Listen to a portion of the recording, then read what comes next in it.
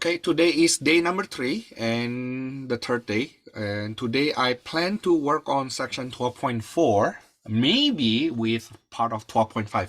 I don't think so though. There's a chance that I will have to spend more time on section 12.4. Now, the reason is because 12.4 is more complicated, and there will be some hands-on work I would like you to do instead of just watching me doing the lecture. Okay. Another reason is I need to avoid you confused with the dot product. So 12.4 is on cross product.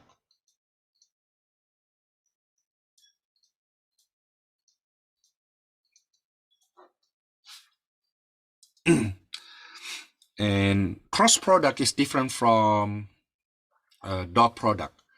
It's a bit more complicated to compute. And once we have dot product and cross product, you will see the application of this is extremely far-reaching. So before we meet on the next meeting, please make sure you study this part, okay, to avoid confusion. And 12.5, we will use a lot of cross product. Now, before that happen, I hope you already get this part here. Okay, now let's start with definition.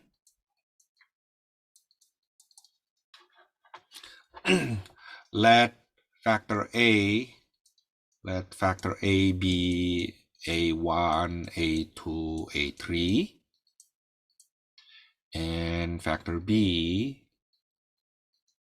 be B1, B2, B3. So I rewrite them into XYZ component. Okay, then A cross B equals to, before I go on, from now you already see that cross product and dot product are not the same. So when we have cross product, you have to write it this way, using that cross notation. Okay, dot product, you need to use the dot notation. In other words, writing it this way, AB like that, is actually meaningless and wrong. Okay, it's incorrect to write the product of two factors without any notation in between.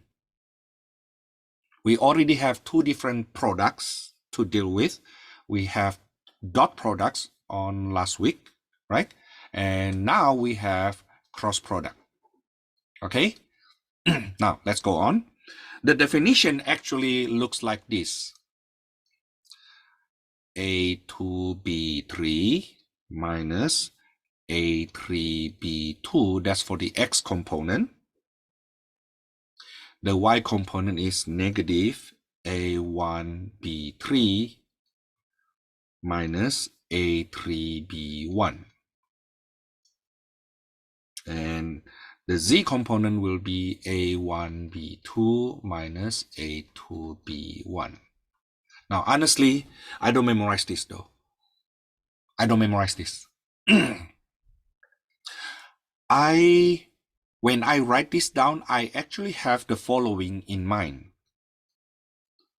I have this. If you have learned determinant in your pre-calculus, but we don't, unfortunately, when I taught pre-calculus class, I don't teach determinant. We don't have enough time for that. On the other hand, it's actually quite easy. So I prefer to show you in this notation.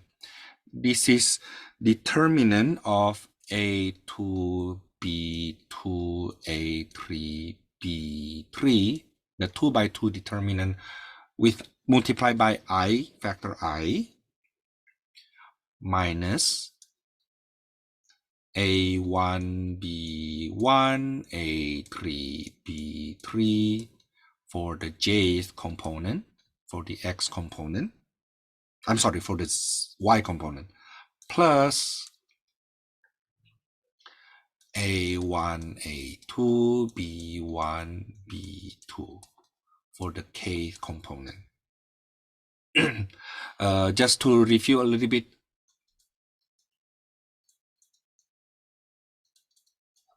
if you have a 2 by 2 determinant, let's say A, B, C, D. Now this is equals to AD minus BC. Okay, so for example, if I have 5, 3, -2, 4. This is 5 times 4 minus 3 times -2. Okay, which is 26. The main diagonal, the product of the main diagonal subtracted by the product of the off diagonal.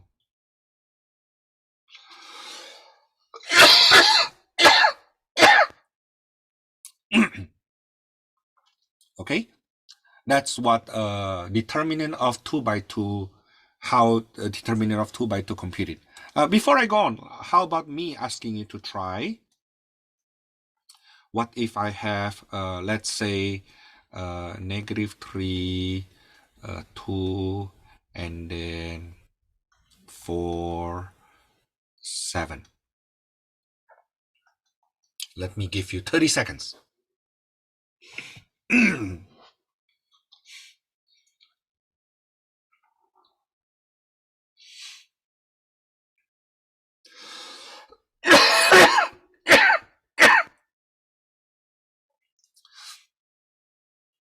This is equal to, is it 30 seconds yet?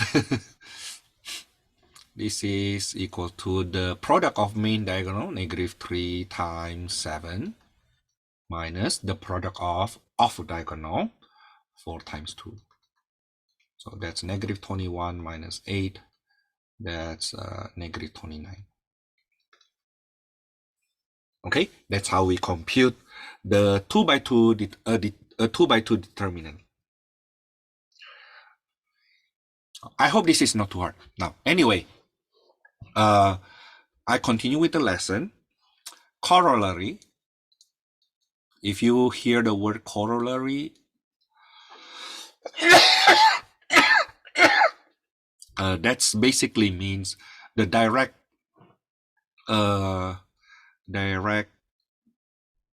consequence of a definition. Okay, therefore, okay, that's corollary. Okay, therefore, we can also write the cross product of A and B using a 3 by 3 determinant. IJK, factor IJK on the first row. On the second row is factor A in components. And the last row is factor B in components.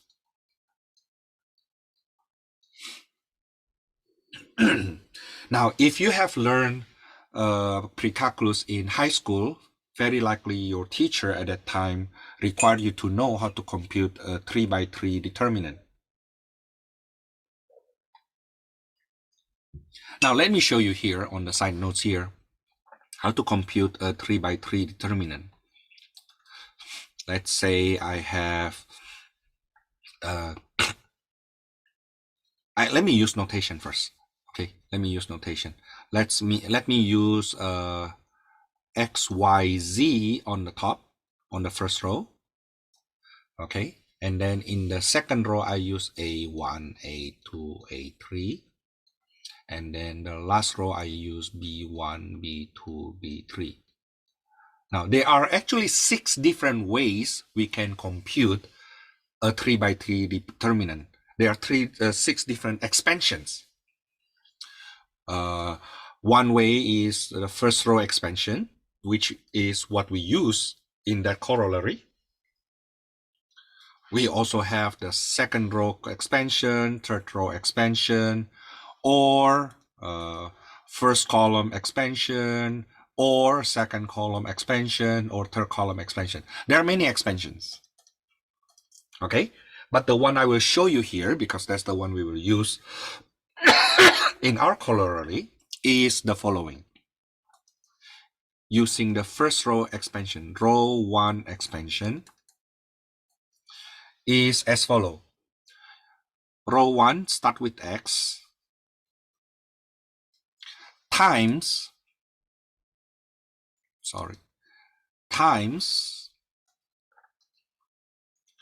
notice that this x here cover the row of x, and cover the column of x.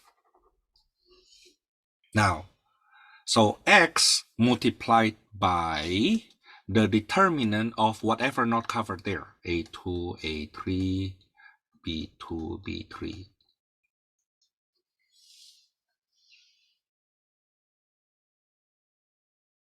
Now, then we go on. That's just the x, right? Now, then after that, you go to y. The y will be, we use negative y. I will tell you the reason later on. Negative y. But when we deal with that y, the row for y is this. The column for y is this. Okay, now what do you see? A1, A3. Okay, and then B1, B3.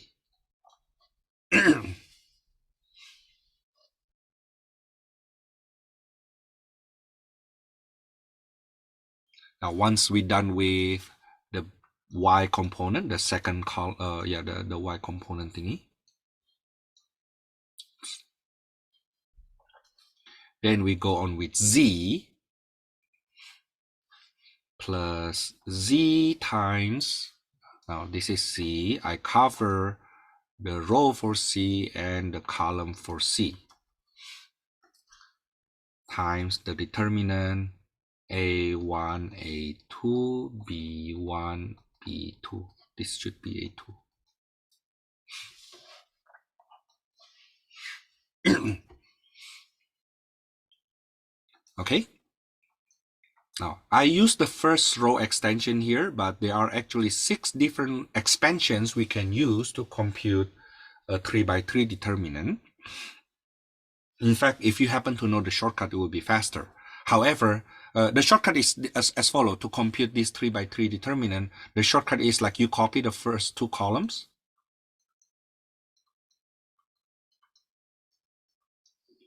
And then you do the following. The product of this guy plus the product of this guy plus the product of this guy subtracted by the product of this guy minus the product of this minus the product of this.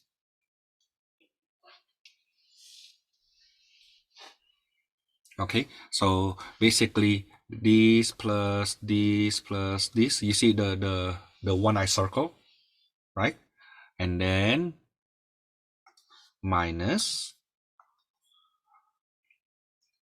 the one I circle in blue. The sum of the blue circles, the product in the blue circles. Okay, that's the shortcut. Unfortunately, this shortcut is not usable in our corollary. Why? Because our first row, instead of numbers, those are unit factors. You see? Okay, so we will just stick with the first row expansion. We will stick with the first row expansion. Now, of course, when I taught Calc 3 and I show them the first row expansion, I usually have some students say, but Thomas, there's a shortcut for that. Yeah. What makes you think that you have been learning math for such a short time and you know more than me? Now, I know it too. My point is I know it too. But at the same time, that knowledge of doing shortcut to compute 3x3 determinant is not usable here. Okay, it's not usable here. What I need you to be able to do, however, is to do it fast. Okay, so when you go home later on, before the next meeting, I would like you to already practice how to compute this fast. Okay, now you will see that it will give us 3 components, right? Now, the first component deal with this, that determinant. Okay, the second component will have this determinant. But because it's the second component, we need to use negative. Don't forget that. Now then, after that, the third component will be this determinant of this 2 by 2 with those entries.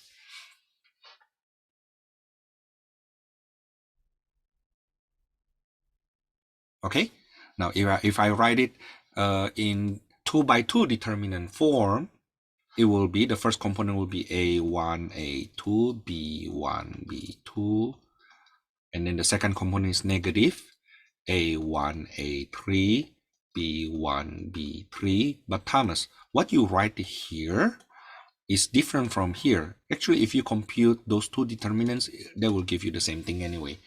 Okay, well, when I wrote this, I didn't purposely do that though, but even so, it will give you the same result, so don't worry about it.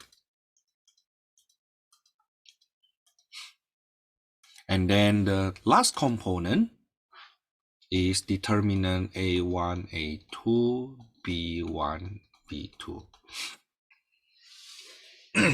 Okay, now I need you to do this.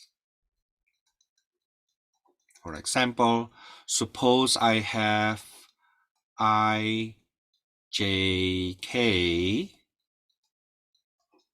Let's compute this together. And let's say factor A is, 2, negative 3, 4. Factor B is negative 3, 4, 1.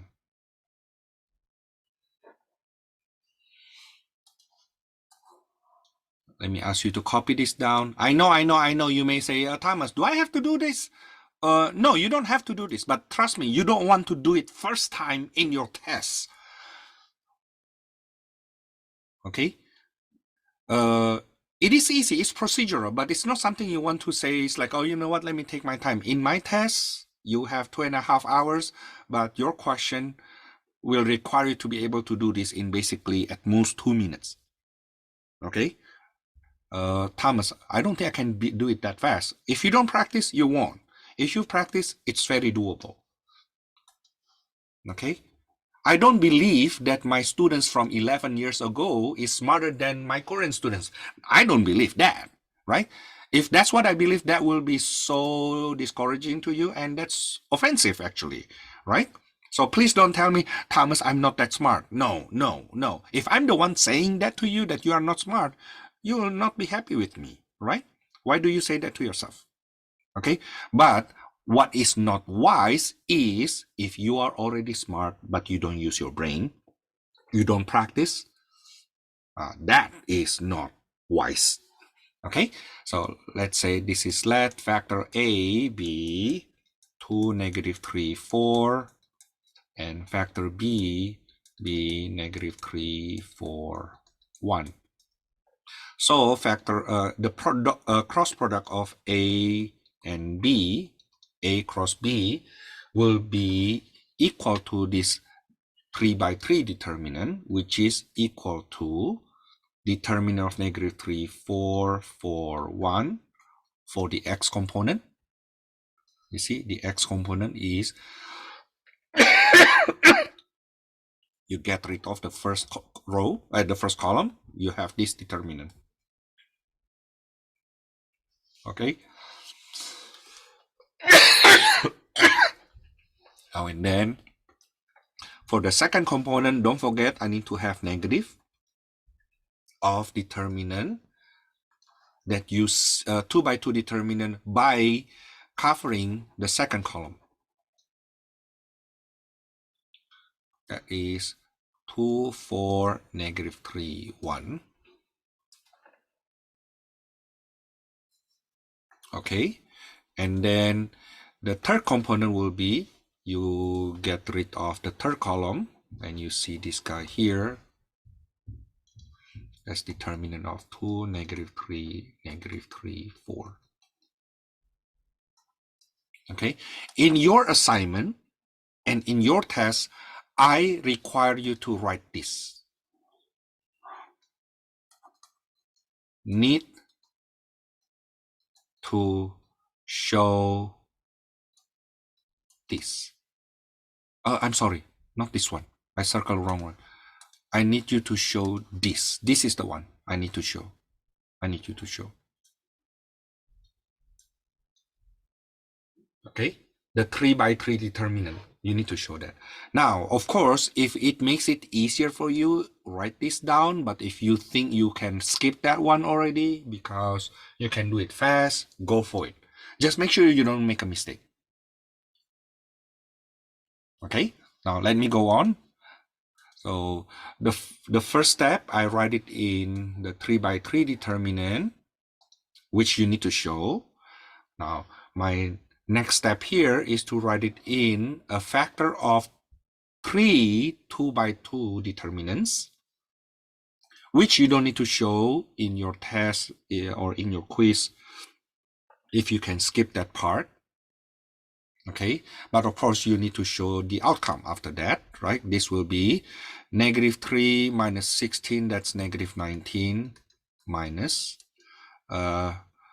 2 minus 12. 2 minus -12 is 14, so it's -14. And then the last one is 8 minus 9, that's -1.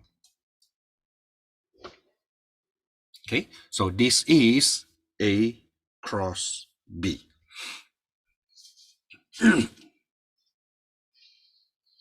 This is A cross B.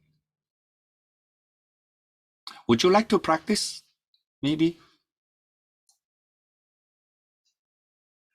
Let's do one more problem. Let me do it here. So example, suppose I have factor A, B, 5, -2, 4, and then factor B, maybe 1, 6, -6, and 0. Let me give you a couple minutes, maybe 2 or 3 minutes to try that. Okay, you do it, please. Please do it. Okay, and anybody's done, please let me know your work. I mean your result, your final result on the chat box. I will pause the recording, and I would like you to do that, please. Okay, let me try. I hope you are done. Now, if you don't try it, eventually you will need to try. If you never try it, you will never pass this class. Whoever your instructor, you will need to. Okay, so instead of postponing your success, why don't you just do it, right, when you have to do it? Okay, so this is 5, -2, 4, 1, -6, 0. Remember, I told you that you need to write this down. Okay, now then, it will be a factor of 3 2x2's determinant. 3 2x2 determinants. Okay, the first component will be this one here.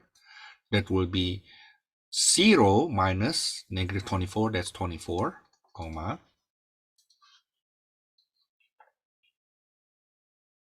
The second component will be negative of this guy.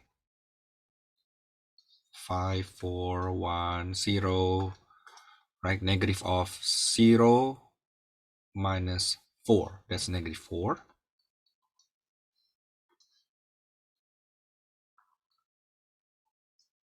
And then the last component is -30 minus -2, that's -28.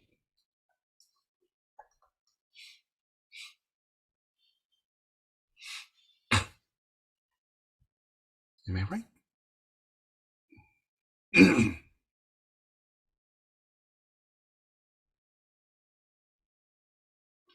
So that is 24 for -28.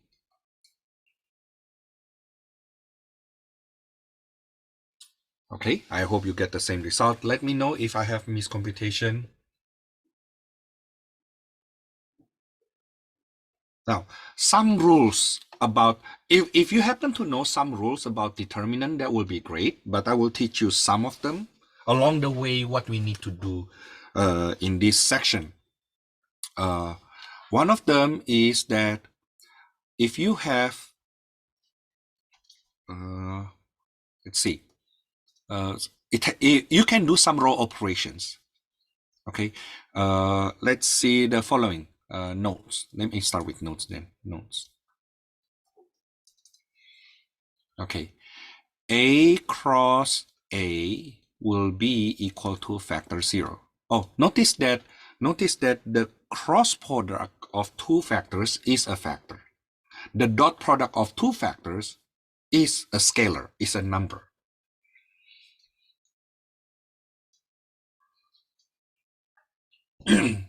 Okay, now proof. Of course, you can just do it long way, right? A cross A equals to ijk,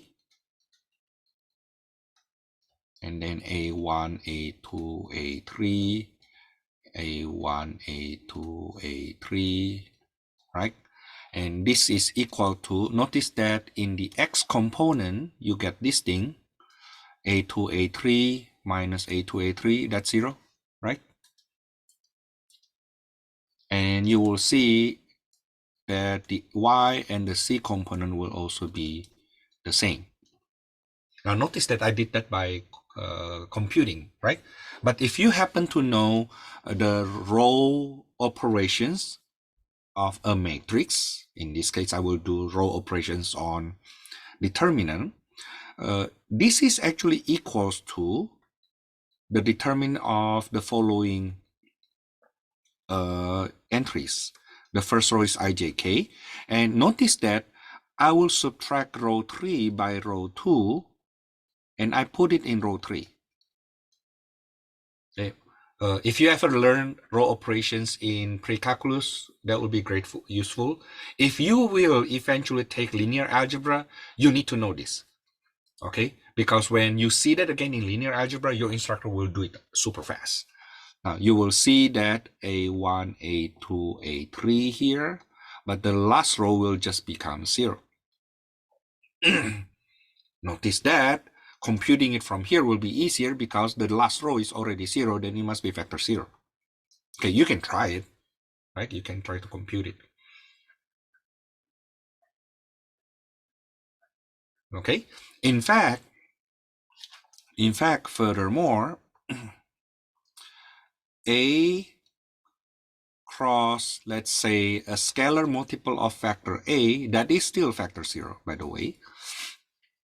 The reason is we can factor that K out. A cross Ka is equals to, you can factor that K out before you do the cross product.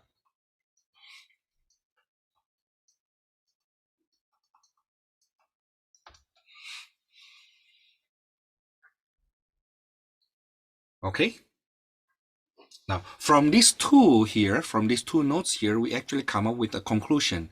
If factor A is parallel to factor B, they don't have to be the same direction. They may be opposite direction. As long as they are parallel,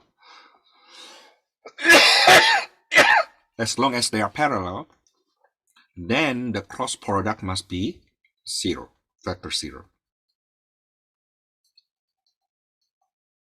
Okay, and it's actually if and only if the cross product of two factors equals to factor 0, then these two factors must be parallel. Maybe the same direction, maybe opposite directions. Okay, further notes. This is those above are notes, but I want to say more notes. Be aware that A dot B will give us a scalar or just a number. A cross B, however, will give us a factor. Not just a number, but it will give us a factor. Okay. Now another row operations that is nice to know, another row operation that is nice to know is the following. Let me write it here. A cross B is the opposite of B cross A. Okay, you can try using some numbers. So B cross A here, B cross A here will be IJK. But then row 2, instead of 5, -2, 4, it's 1, -6, 0. That's B, right? Okay, and then the last row will be factor A is 5, -2, 4. Now, when you compute this, you will get this is -24, -4, -2 plus 30, that's 28. Notice that they're opposite. Okay, A cross B is the opposite of B cross A. Okay, now if you happen to know row operations, you basically will see that if we reverse row 1 and row 2, we swap the position, then the determinant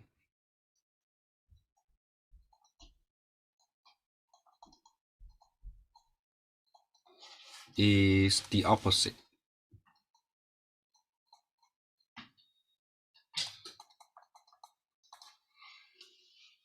Okay.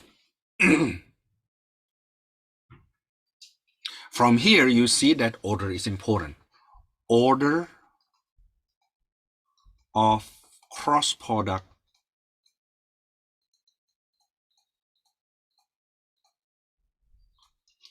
is important. I think a more precise way to say it is like cross product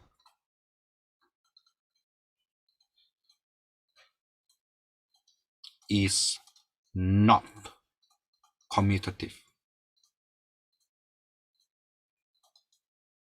Dot product is. Dot product is commutative. Okay.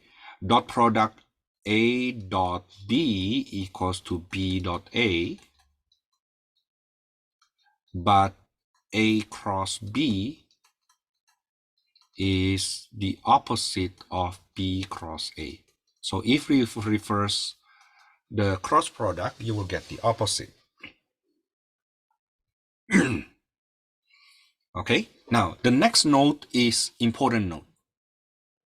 The next node is important. Still nodes, the important nodes.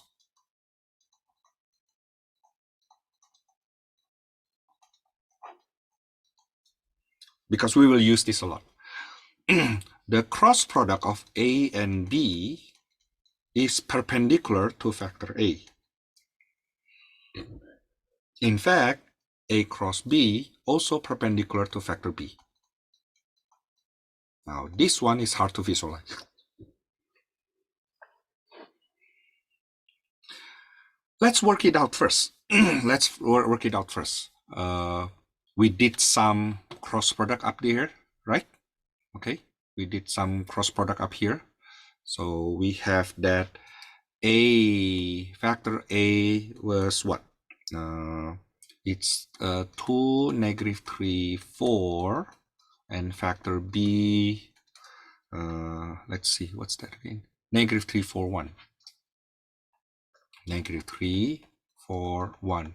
Now we have computed earlier, A cross B is equal to -19, -14, -1. -19, -14, -1.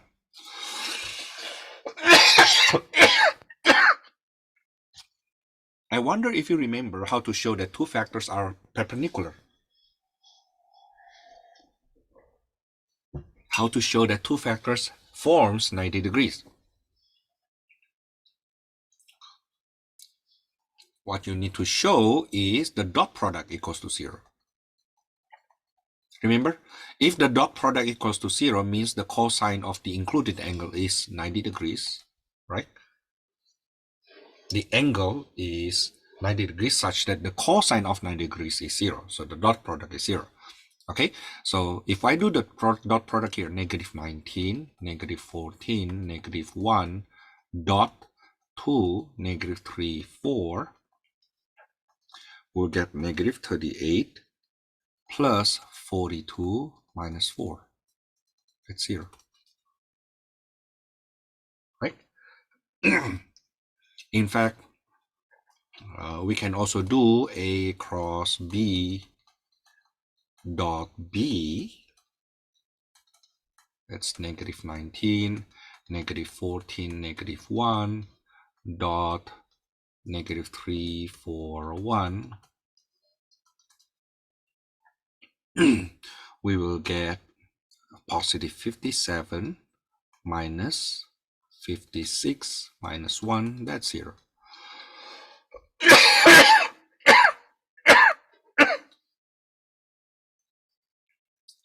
Okay, so this is from our previous example.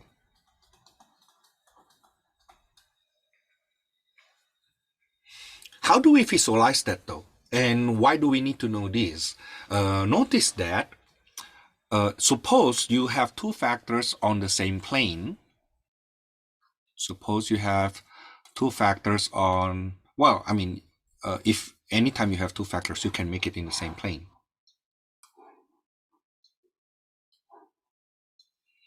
So let's say you have factor A,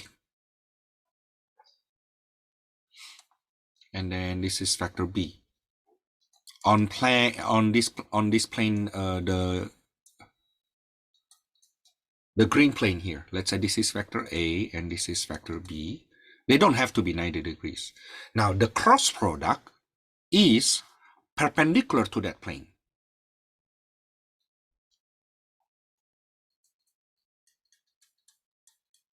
Okay, it's perpendicular to A, also perpendicular to B.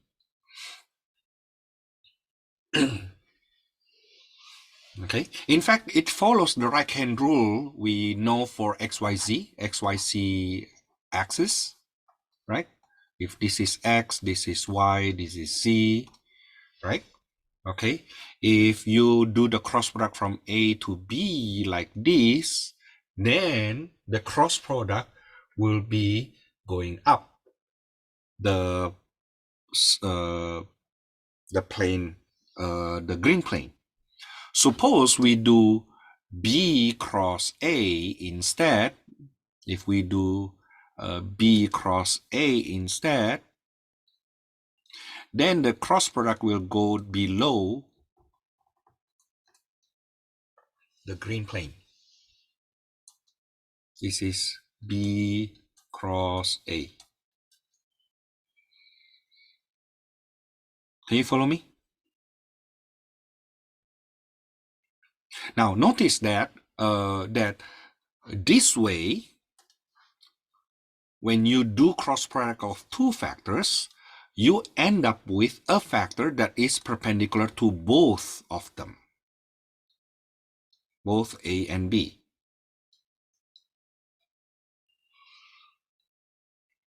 Okay.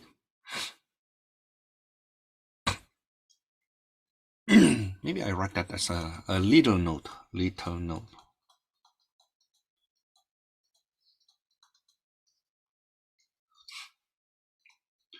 To get a factor, any factor, right? Any factor. If you just need one factor perpendicular to A and also perpendicular to B at the same time, we can use A cross B. Okay, because the cross product will be perpendicular to both of them. Now notice then at the same time that this cross product can only be done if we have three-dimensional space. We do not do cross product in two-dimensional plane. Okay, we don't do cross product in two-dimensional plane. If we do, then we need to do some adjustment. Basically, it cannot be done in 2 dimension. It has to be 3 dimension. That's what I want to say. Okay, even though you will see later on some computation can be done even if we have 2 dimension, but the way we do it is by seeing that in 3-dimensional point of view. Okay.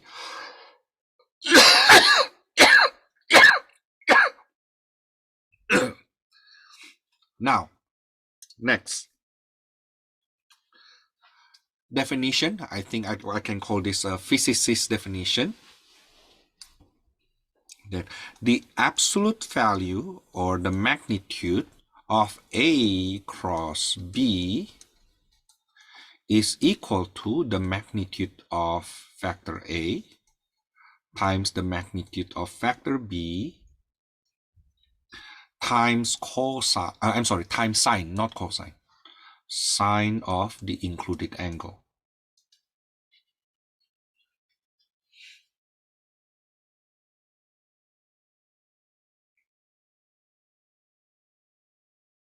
Okay, to contrast that, A dot B without magnitude.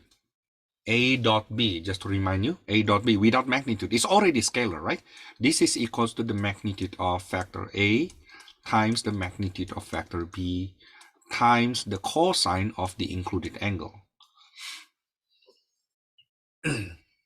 Now, A cross B is a factor. The magnitude of A cross B is the product of the factors, the length of the factors, times the sine version, not the cosine,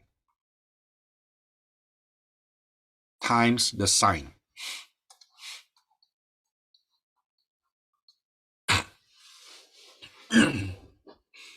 Okay, we can say the following. We can say it this way.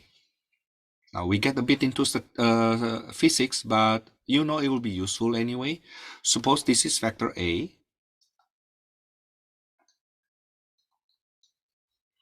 And then let's say this is factor B.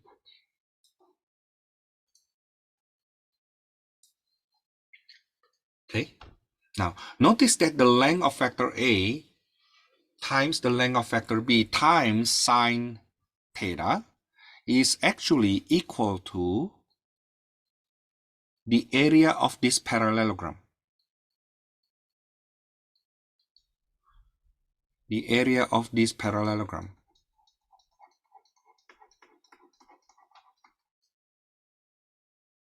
This is equal to the area of parallelogram formed by A and B.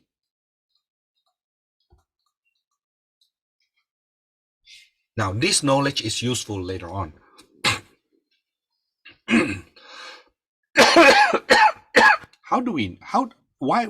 Thomas, hold on. Why is it the area of that parallelogram though? Take a look here. Let me use slightly different color. What is B sine theta?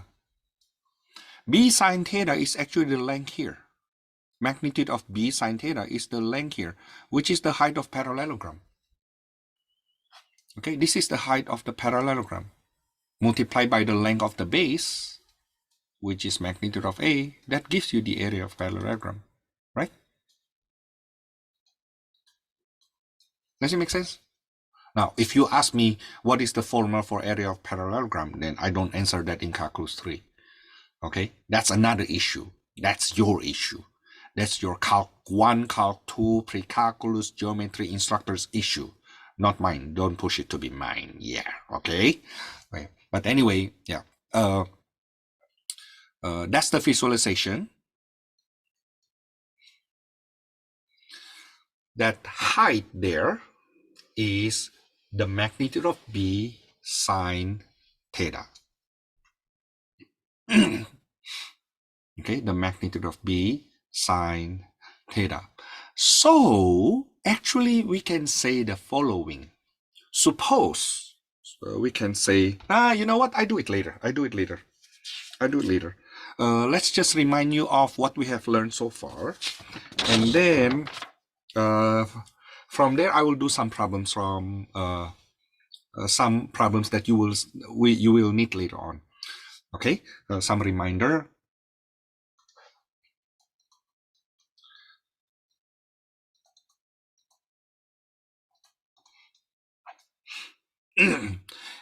First, two factors are parallel if and only if the dot product equals to plus or minus the magnitude of A times the magnitude of B. That's because the cosine of 0 is positive 1, cosine of 180 degrees is negative 1. Okay, now at the same time, now notice that I connect the idea of two factors are parallel if and only if the dot product equals to what happened, the relationship between the dot product and the product of the length, and the relationship between the cross product, to cross product. The cross product is 0, factor 0. Now, two factors are perpendicular. If two factors are perpendicular, what happened to the dot product? We learned this last time. The dot product is 0, right? Cosine theta equals to 0 means theta is 90 degrees, means those two factors are perpendicular. They form right angle. Now, what happened with the cross product? The cross product of two perpendicular factors must have the length equals to the length of A times the length of B.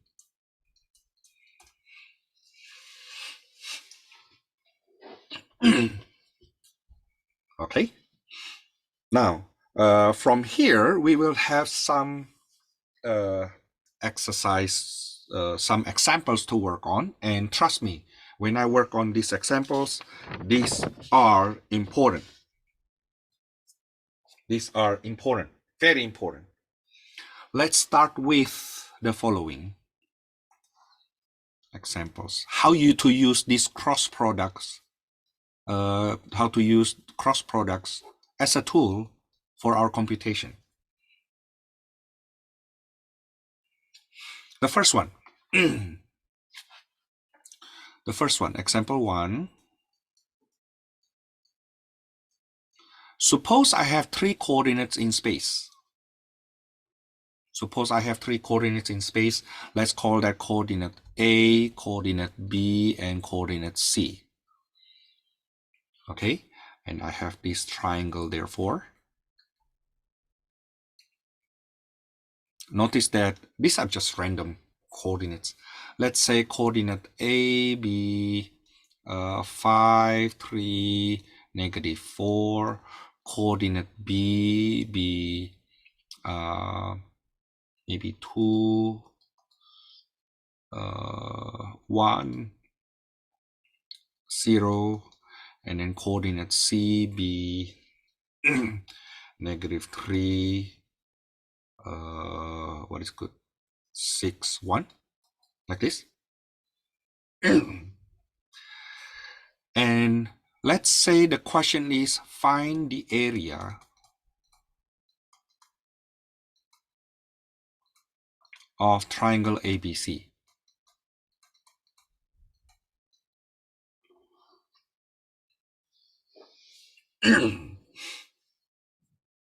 Imagine you can randomly pick 3 points in space.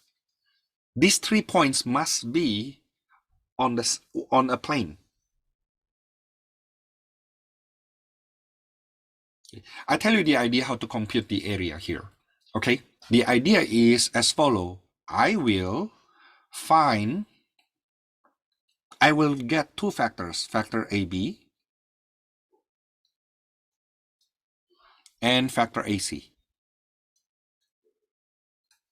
Okay, so let's call that factor AB, call that factor V. What is that? Factor AB will be B minus A, B minus A, B minus A.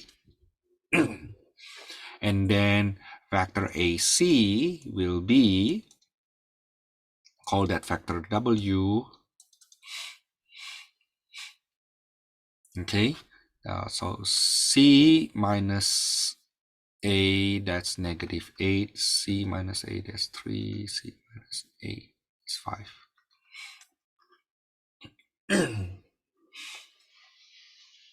Now, then how to find the area of that triangle? Well, the area of this triangle, if you see that the area of that triangle is basically 1/2 the area of the parallelogram,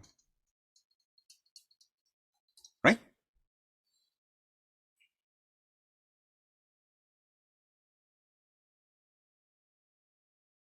Okay, so if we can find the area of the parallelogram,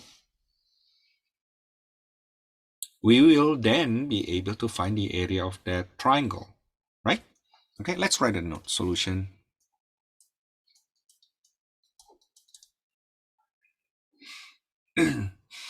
First, I construct two factors. Okay, and then I do the cross product. V cross W. What is that? Can you compute that? Negative 10 minus 12, that's negative 22. Negative 15 plus 32. 17, so this is negative 17. And the Z component is negative 9 minus 16, negative 25.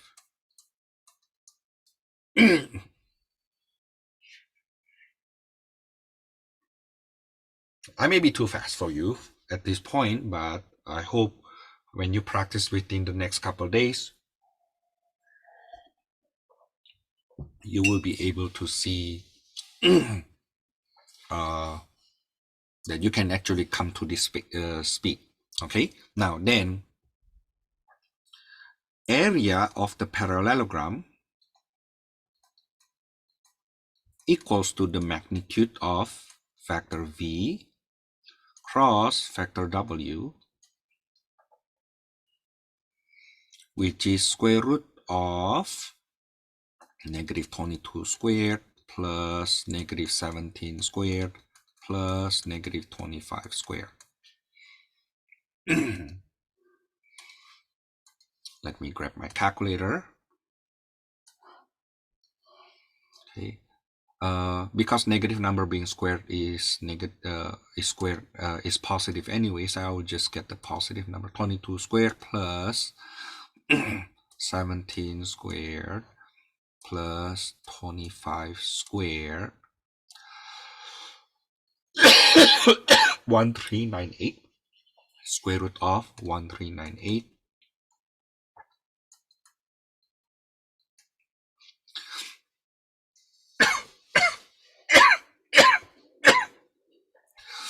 I don't think this is we can simplify that. Let's just compute it then.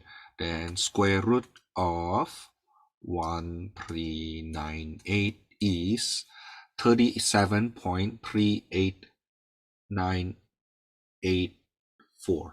38984.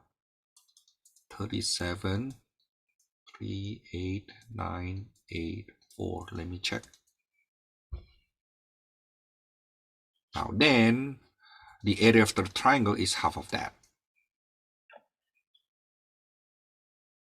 Okay? Area of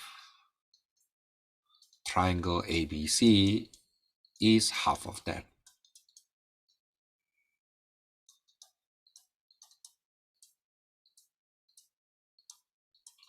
Which is 18.69492.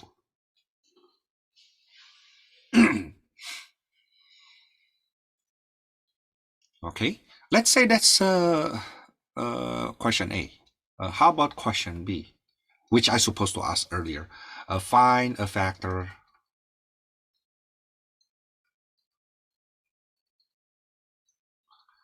perpendicular to both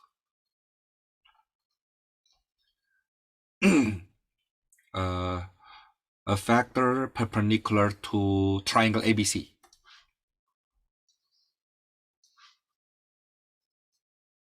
So you see, if you pick 3 points randomly in space,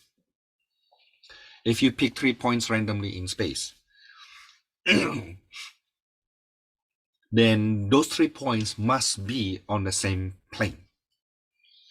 Okay, so you pick 3 points randomly in space, they must be on the same plane. Now, because it's on the same plane, there must be a factor perpendicular to that plane.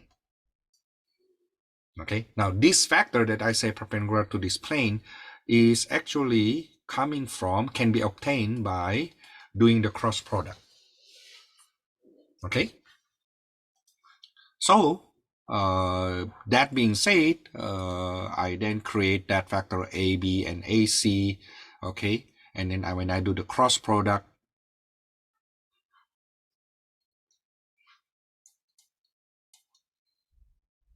I get this factor V cross W is negative 22, negative 17, negative 25. This factor here is perpendicular to triangle ABC. Why? Because triangle ABC is built using factor AB and factor AC.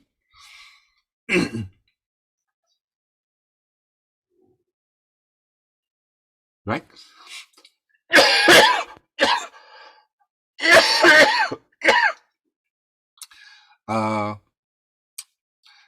I somehow think that if I supposed to reverse the question, no? I supposed to do part B first and then part A. But you see that part B basically the direct consequence of doing the cross product. Okay, now I think the harder question will be, let me insert some space in between here. The harder question will be, now it's actually not that hard, but something that we think a little bit. Part C, find distance of point B from AC. Line AC. So suppose this is line AC here, the line containing AC, right? How far is B from that line? The perpendicular distance. Okay. Now notice that this question basically asking you what is the height of the triangle, or maybe to be more precise, the parallelogram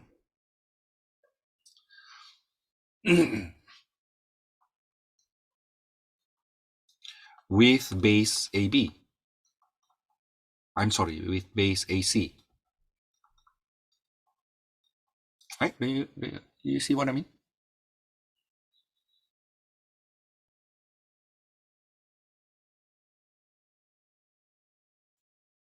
Okay. But the height of the parallelogram is the same to the area of the parallelogram divided by the base. You see, reverse that. We know that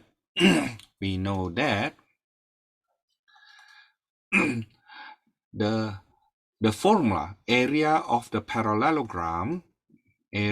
parallelogram equals to base times height, right? Times height.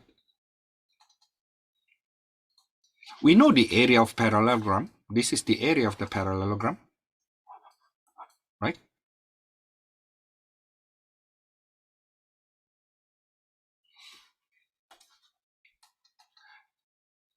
So area of parallelogram equals to the base times height The area is 37.38984 equals to, what is the length of the base? In this case, the length of AC. The length of AC, or factor of W, is square root of 64 plus 9 plus 25. So 73, 89, 98. Okay, that's a square root of 98 times the height.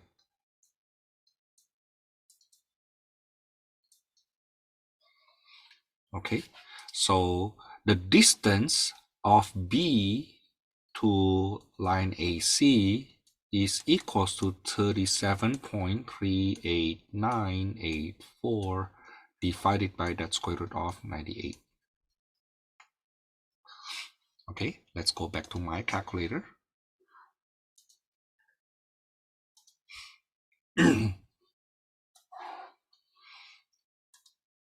So 37.38984 divided by the square root of 98. 3.77694.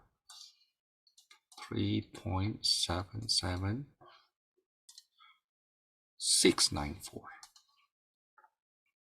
What am I doing? 694.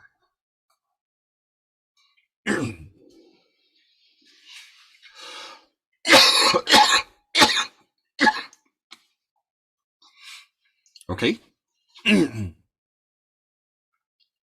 That's if we have 3 points. That's if we have 3 points. Notice that the technology or the method to find distance from B of a point to the line containing 2 points is not that easy to do even in 2 dimension. Okay, even in 2 dimension. Now, what happens if we have three dimension? This is the way we do it, right? Okay. Now, suppose, Thomas, then what if we have only 2 dimension? So suppose we still use that coordinate ABC, but we only use 2 dimension.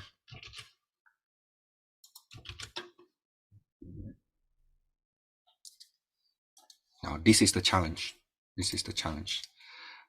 Example 2. Let ABC be these coordinates.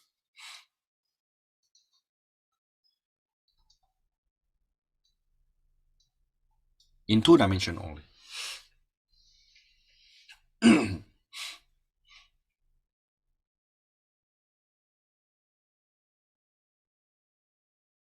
Then how do we find, let's say, the area of the triangle? Find the area of triangle ABC. In fact, that's a common question, right? It makes sense, right? That question makes sense. Okay. In fact, we can also ask in part B, find distance of point B from a line containing AC. I mean, in 2 dimension, those are possible questions. How do we do this? Now, we use a technique called augmentation.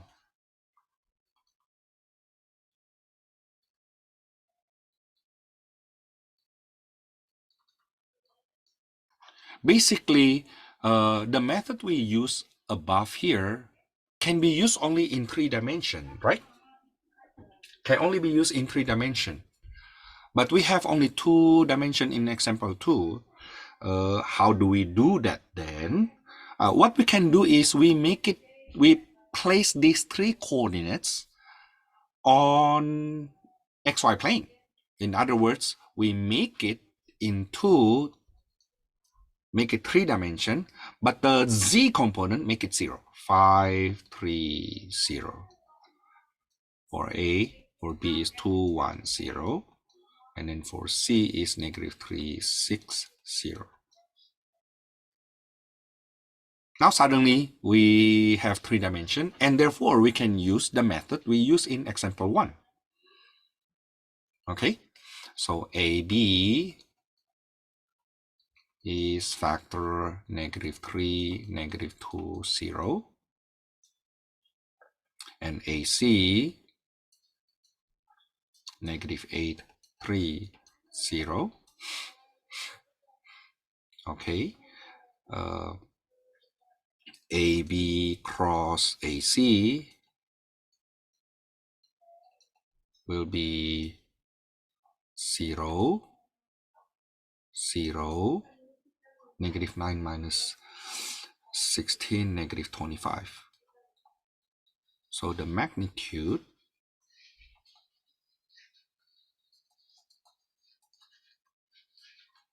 is 25.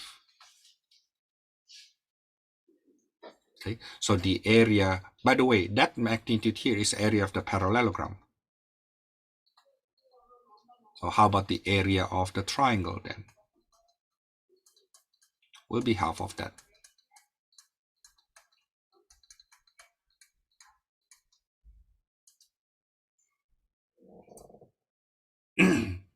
Okay, that's for part A. For part B, how about the distance? Now, let's say this is A, this is C, here like this. This is A, this is C. We already create the vector, and this is B here. How far is B from AC in 2 dimension? Again, that's area of the parallelogram divided by the length of AC, right? Okay, so part B, the distance from point B of point B from line containing AC will be the area of the parallelogram. Area of parallelogram divided by the length of vector AC, the base. That's 25 over square root of, what is the length of AC? 64 plus 9, 73. Okay? And then you compute that further from there.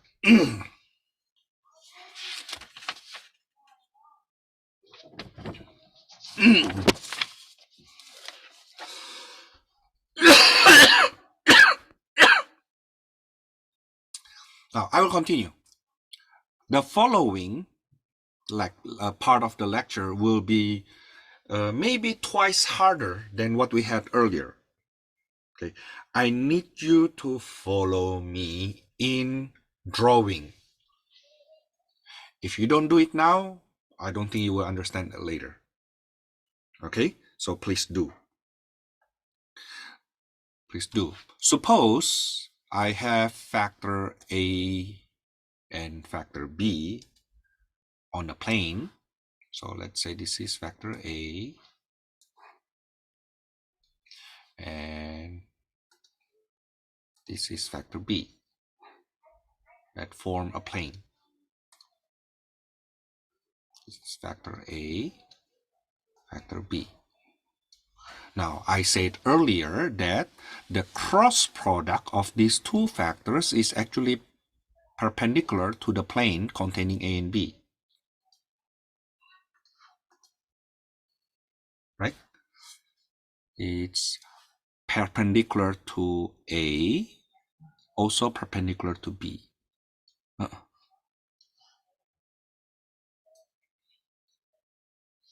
Okay, this is A cross B. Follow me in writing. Do that first.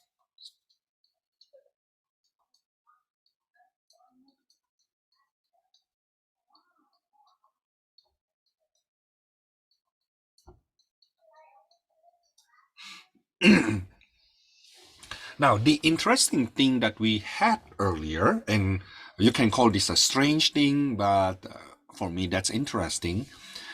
What we had just now is that the length of this A cross B here,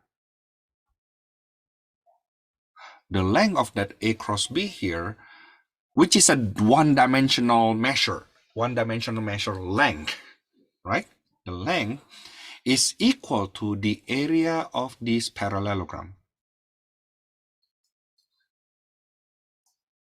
The area of the parallelogram formed using A and B, which is a two-dimensional measure,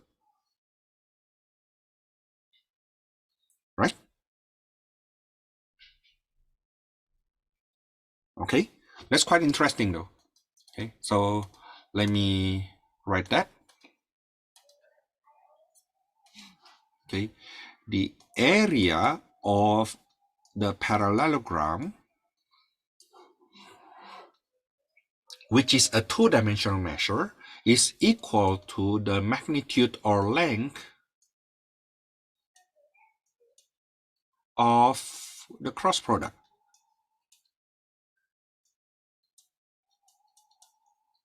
Okay, notice that the left-hand side is a two-dimensional measure, but the right-hand side is one-dimensional measure. Okay. Notice that it doesn't really happen like this though. In the past, like I don't remember we can treat area like length as if they're equal to each other. No, we cannot. Right? I mean, we have not seen that case. This is the first time we see it. Okay. Moreover,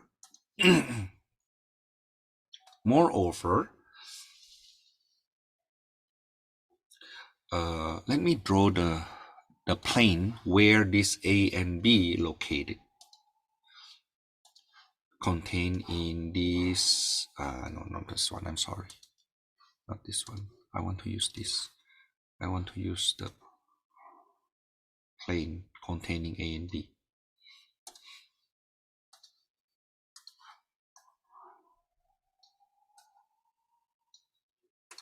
Okay, so what I want to say is, let's call this the plane P, the plane. Notice that factor A and factor B can be laid into the plane. So we use this notation, element of this plane. Yes, factors are coordinate free. But when we say a factor is contained in a plane, basically it's parallel to the plane.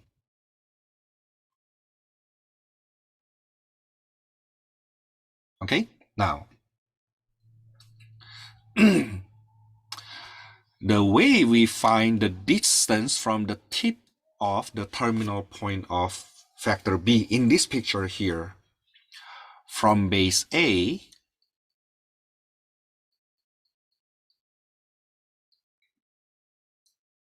which we called the height earlier,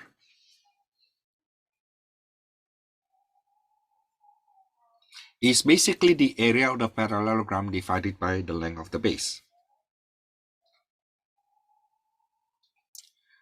The height equals to the area of the parallelogram divided by the length of the base, or the cross product of the length of A cross B divided by the length of the base, in this case, the length of A.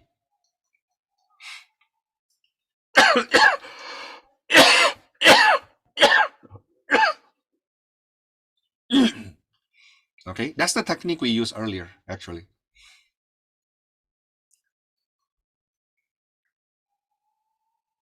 Now, I will make this even more complicated. I want to make this even more complicated. This time, instead of continue from that graph, let me copy paste this graph here. Be patient with me. Oops.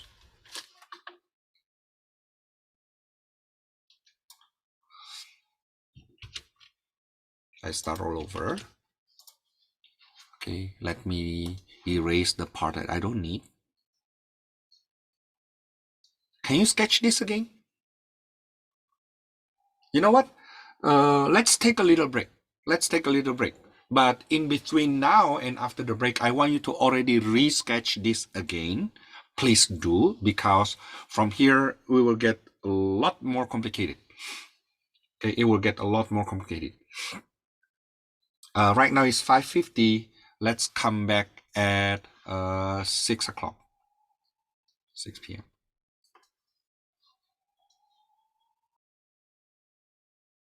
Okay, let's continue again. So we have this factor A and B on the plane, and then A cross B, of course, sticking out from that plane, right? Now, suppose I add a new factor, another factor. Let's call that factor, let me change the color. Let's call that factor C, and that factor C sticking out from that plane. Let's say something like this. To have a better visualization of this factor C, let me do the shadowing, the dashes, so it falls down on the plane here. Okay, I think that's a better view, huh?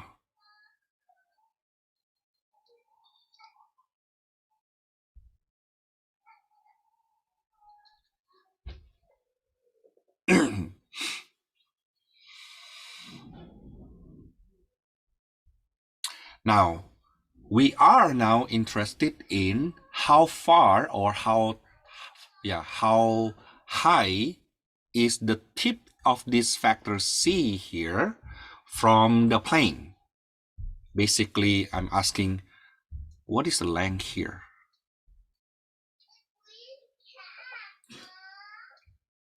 Or what is the distance there?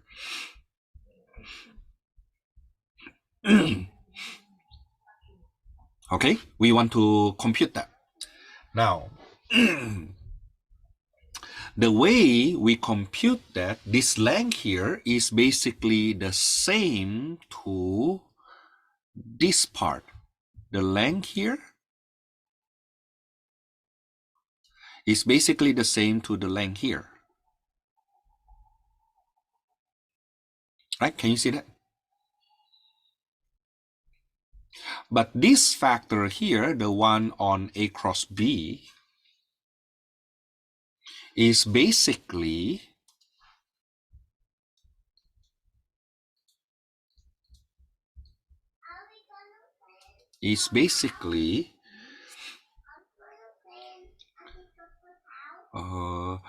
the component of factor C onto A cross B.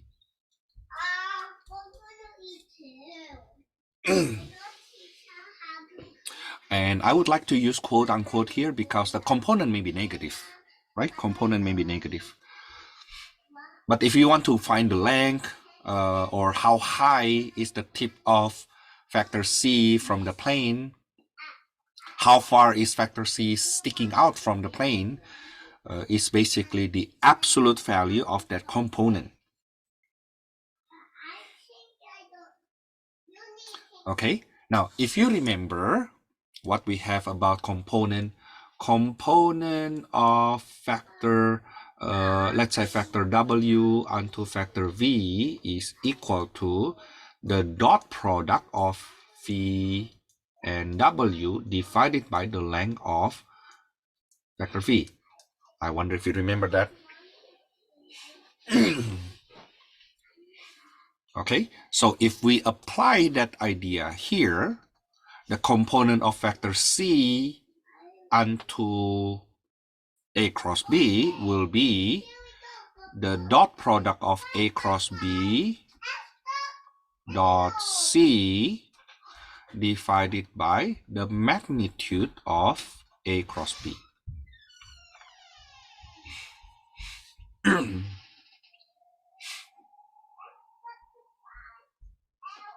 Is it okay? We want to talk more about this though. Okay, it's anything after this is computation, not that big deal. But I want you to realize what we are actually doing here. If I erase this length here, this guy, and this guy here,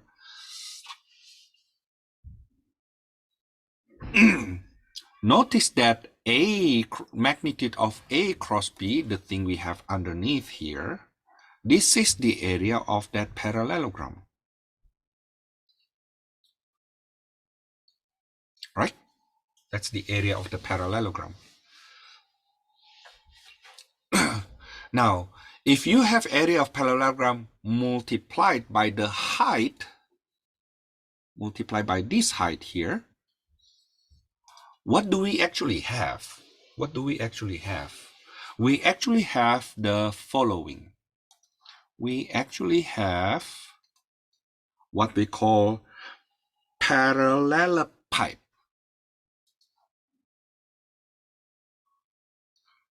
Imagine this three-dimensional solid.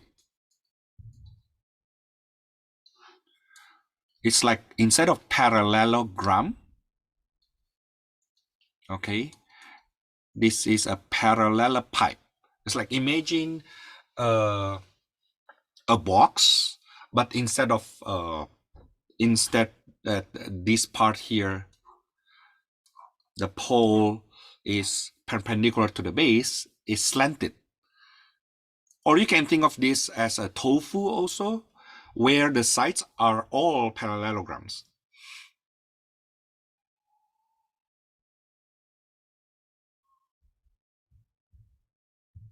Okay? Now, the length, quote unquote, that we talked about earlier, this length here, is basically the height of this tofu, the height of this parallelepiped.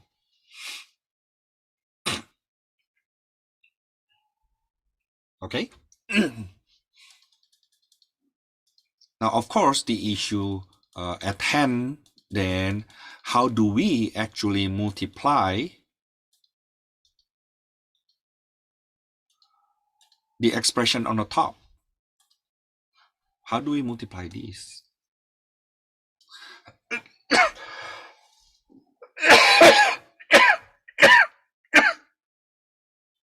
Okay, I will just give you the shortcut. Okay, if you want to multiply these, what actually happened is you have A1, A2, A3, B1, B2, B3. A cross B looks like this.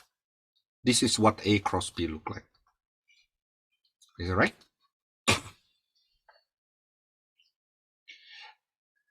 Now, if you dot that with C, what actually happened is you replace the first row by the component of C's.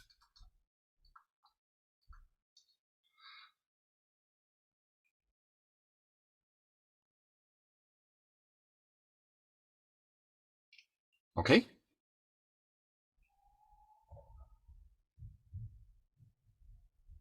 Now, if you remember, if we have IJK, it was A1, I'm sorry, A2, A3, B2, B3, I, and then minus A1, A3, B1, B3 for J, and then plus the determinant of A1, A2, B1, B2 for K, right? Now, because we replace the first row by C1, C2, C3, we basically replace the I, J, K becomes C1, C2, C3.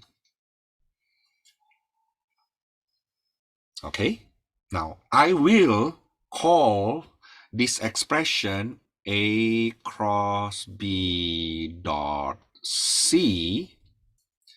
I will call that the volume, quote unquote volume. I use quote unquote because a dot product may be negative. Volume of parallelepiped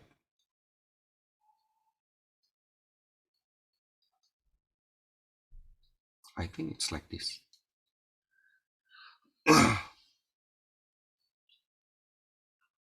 Formed by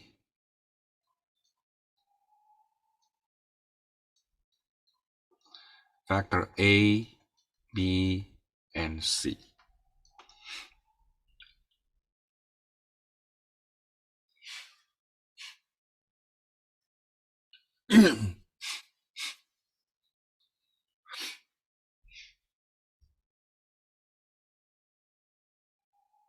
Okay. I want to put some notation here. Let me use this one. This factor from here to here. Now, that is the component of factor C onto A cross B. Now, the thing is, if you just look at my note later on without following my lecture, you don't know what I'm doing there.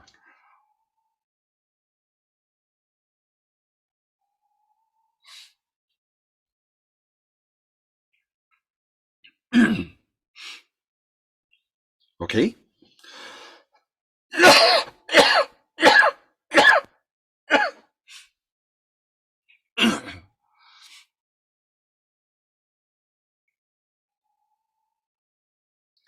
Now, furthermore, the consequence is the following. Note.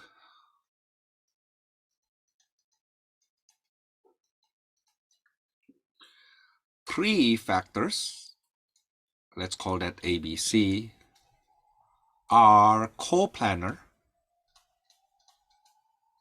means they are on the same plane, if and only if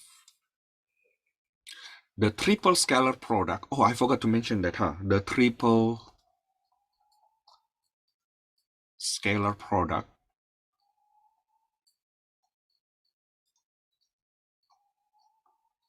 equals to 0. What I mean by triple scalar product is actually this one. This is triple scalar product.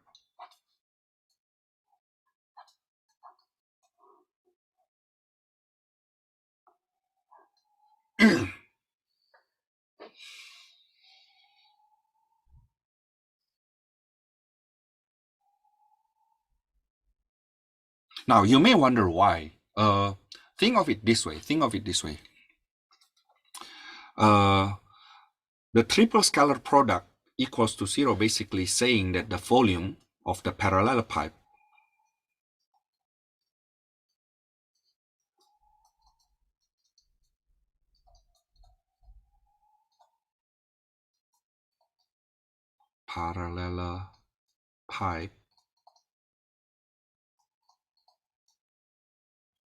is 0. If it forms a tofu, right? If it forms a tofu like the way I showed you earlier, means factor C is not on plane, on the plane, the red plane, right? Factor C is not on the plane containing A and B. In other words, factor C sticks out from that plane containing A and B. Okay. Now, if these three factors A, B, C are coplanar on the same plane,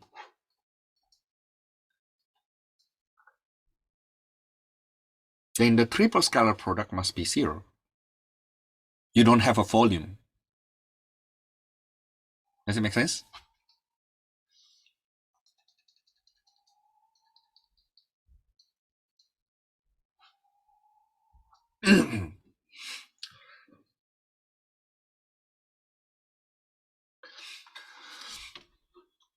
Why I mention this? Because then we can use this to later on show 4 points in space.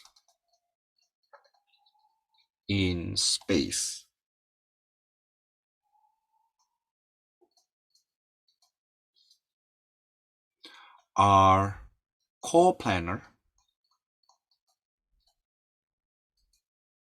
They are on the same plane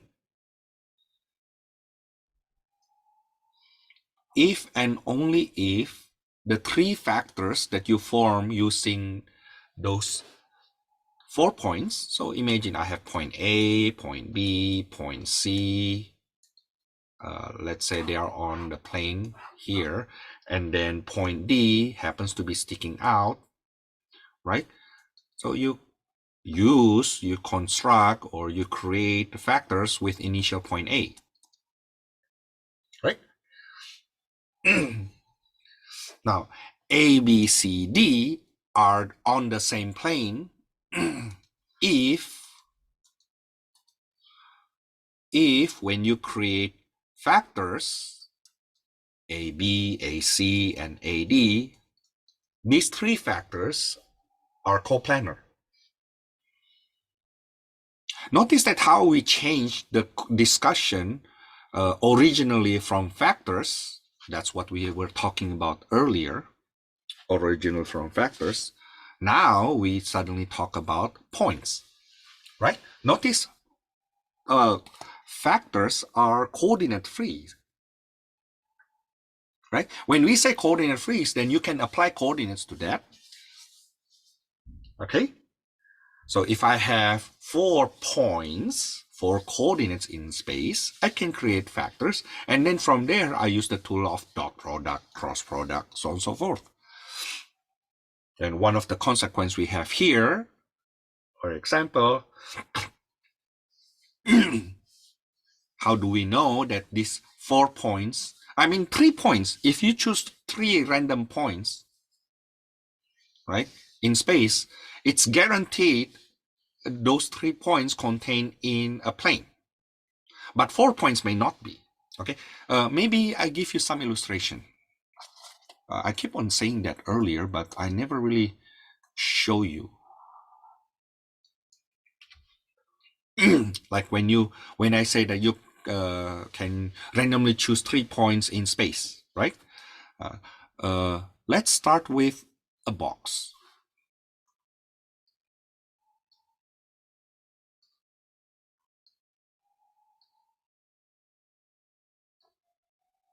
A box. So all sides of this box is a rectangle.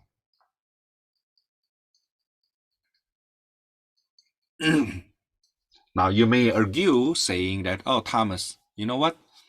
When I choose this point and this point and this point, this point here is not on the same plane. No. They are not in the same plane that you see, but we can construct a plane containing these 3 coordinates. Right? Okay, which plane? This plane here. We can construct a plane containing 3 coordinates.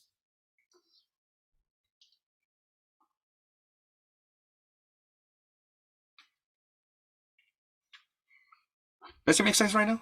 So you can randomly choose 3 coordinates in space, and you can always fit a plane containing those 3 coordinates. Now, it's not the case if you have 4.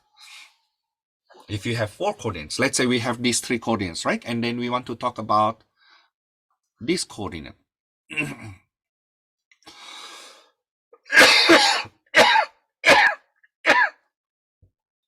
Or this coordinate. Notice that the blue coordinates I point out here, they are not on the plane, the triangle,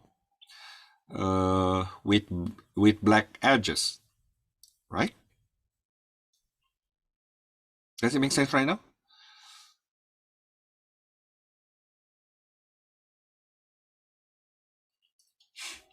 Oh, furthermore,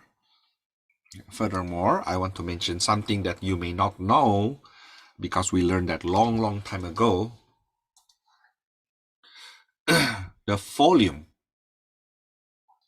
The volume of I forgot what we call that. I'm sorry. I forgot what we call it. This figure here. Triangular pyramid.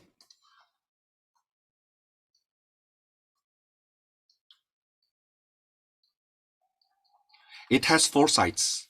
Each side is a triangle.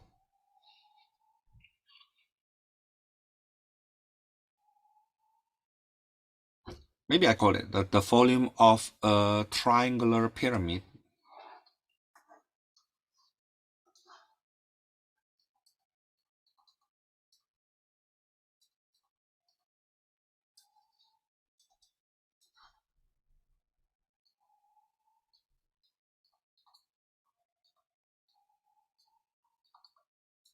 I think it looks like this, huh? Is equal to 1/6 of the volume of the parallelepiped, the volume of the tofu.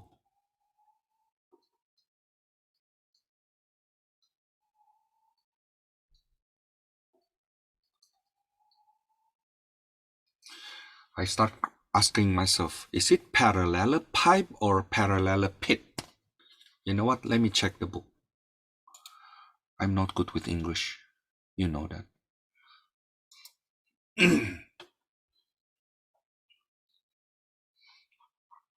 Give me a second. I'm checking the book right now.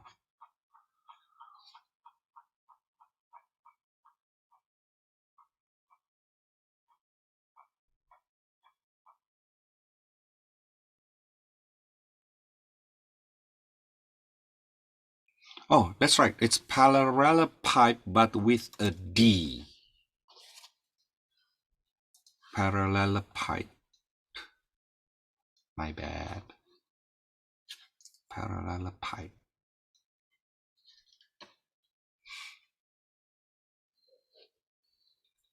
I wonder if you know, I'm an Indonesian. I come from Indonesia. I did my undergraduate actually in Indonesia.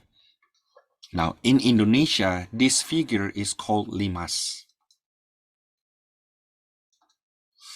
We call that limas. When we say pyramid, the word pyramid itself simply means that it has 4-sided at the base and then one vertex on the top. You know, but when we say limas, means the base is a triangle. But I have been not using Indonesian proper terminologies, geometry terminologies for 23 years. So I may be wrong with my terminology here. Well, anyway, that's what it looks like. Okay, the volume of the triangular pyramid is equals to 1/6 of volume of a parallelepiped. The idea is actually coming from the following. Any prism, now prism is prism is a solid or 3-dimensional figure whose base and top are congruent.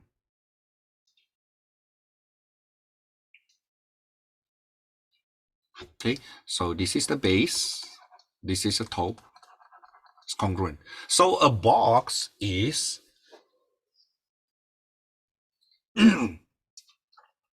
so a box is a prism. Okay, now prism doesn't have to be a box. In fact, parallelepiped is also a prism. As long as the top is congruent to the bottom, and it doesn't have to be right angle, it may be slanted like this. Okay, it is still a prism. Now, the thing is, if you construct a cone, let's say, so using this prism here, you construct a cone, and it looks like this, right? Then you have one vertex on the top. Okay. Then the volume of that cone will be 1/6 of the volume of the original prism. Okay, volume of the cone here is equals to 1/6 of the volume of the prism it contains. Okay. Now we can go back to that box, for example. Remember the box I showed you earlier?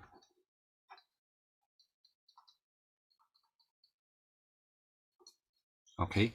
So if I construct a quote unquote cone or pyramid from there,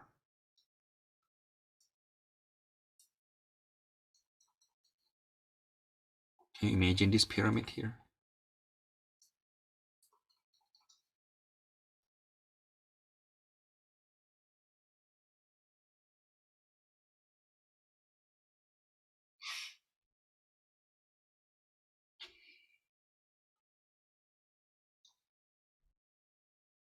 The volume of this black pyramid here is 1/6 of the volume of the box.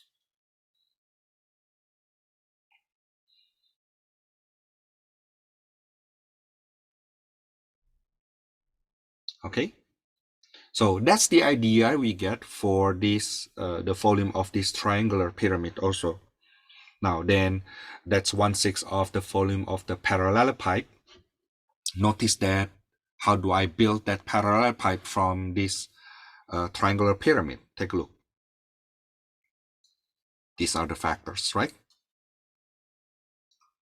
Okay, I will copy paste these factors like this. Oops.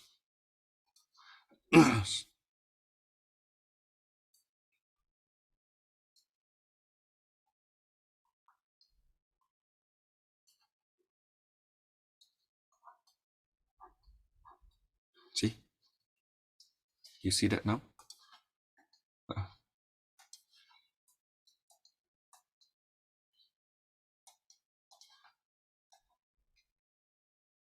You see this parallelepiped?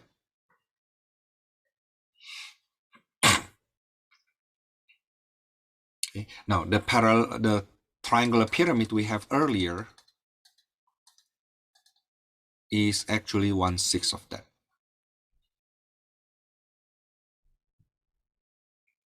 Okay, the volume of the triangular pyramid is 1/6 of the volume of the parallelepiped formed by three factors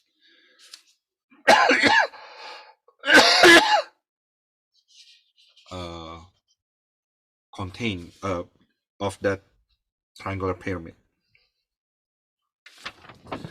Okay, now these are the material for this 13.4,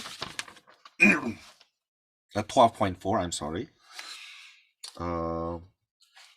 There must be some problems from our textbook that we are able to use. Let me clean up my notes first. Maybe, I'm sorry. What did I punch earlier?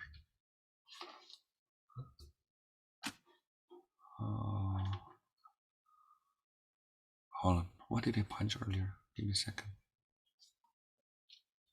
Oh, this one. Okay.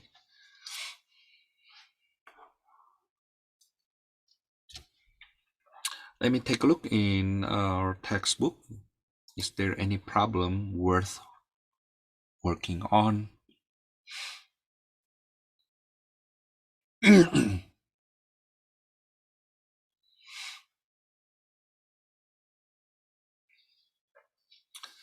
Maybe this one here. So from 12.4, I pick one of the question here.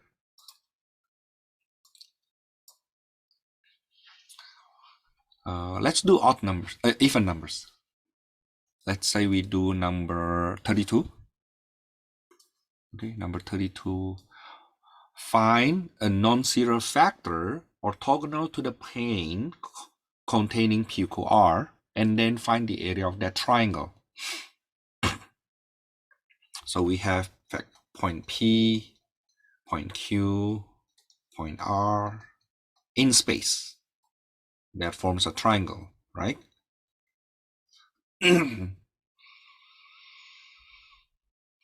Find the factor normal to this, orthogonal to this.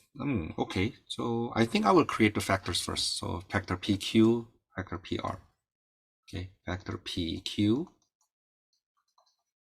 is Q minus P, Q minus P, Q minus P, and then PR, R minus P, R minus P, R minus P.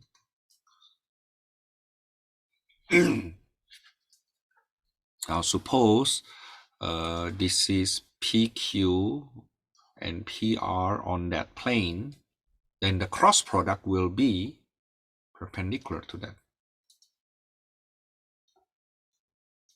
right?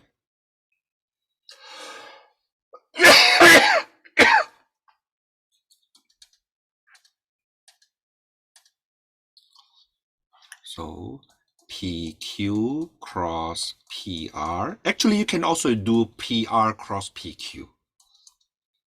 Okay, because they just say find a non-zero factor, right? It's not the, because there are actually two. There are infinitely many factors orthogonal to the plane containing PQR. Okay, maybe sticking perpendicular up here this way or below the plane. Okay, and with different lengths. Okay, but if you just need one of them, get this one. Okay, -4 for the x component. For the y component is -2 minus 5, -7. Take the opposite, +7, and then -10. That's for part A. You know what? Let me start from here actually. Now notice that the length of this cross product equals to the area of the parallelogram. Right? So part B, the magnitude of PQ cross PR is square root of 16 plus 49 plus 100. That's what? 165. Square root of 165. Now, this is the area of the parallelogram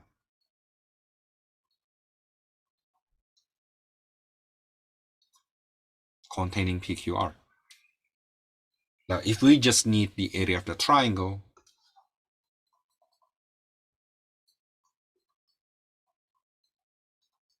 and divide it by 2.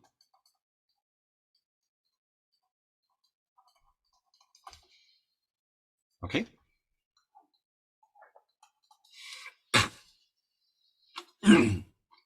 Maybe other question? Let's see. Give me a second.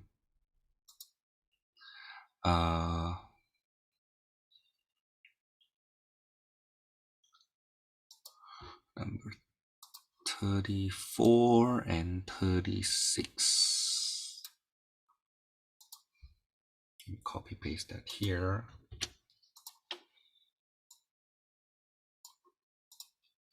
Number 34. Find the volume of the parallelepiped determined by factors A, B, C. Factor A is basically 1, 1, 0. Factor B is, that's J plus K, right? 0, 1, 0, 1. And then factor C is 1, 1, 1.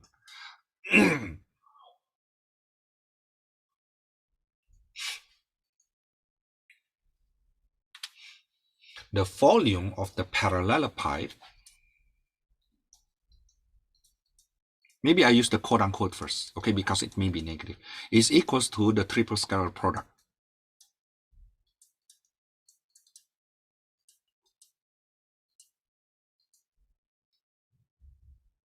Scalar product.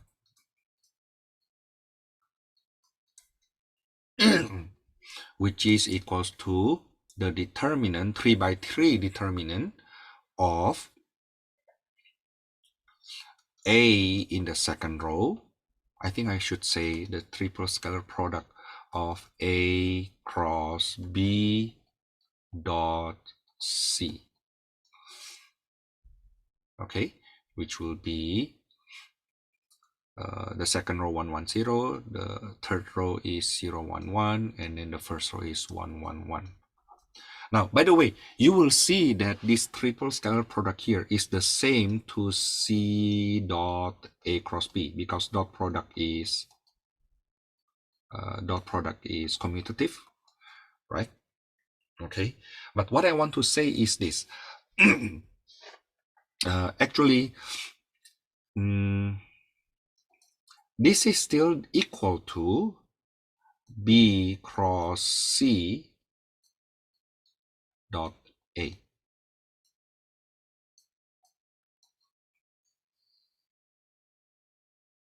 Or B cross C dot A. I will write more. I will write more. Equals to C cross A dot B equals to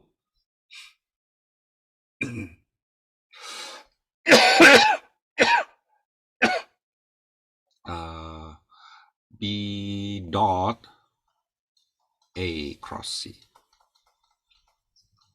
But Thomas, seems like you do it. I don't get it, Thomas. I don't get it. Well, actually, you can you will see. I don't teach you that here. It's supposed to be in your linear algebra class. But you can switch the cross product and dot product. Okay, but of course you need to do the dot product first, and they are all equal as long as it follows the following pattern. It follows the order A, B, C from left to right. A, B, C, A, B, C. If you move to the right, A, B, C. Move to the right, A, B, C, A, B, C, A, B. Oh, this should be C here. Should be C here.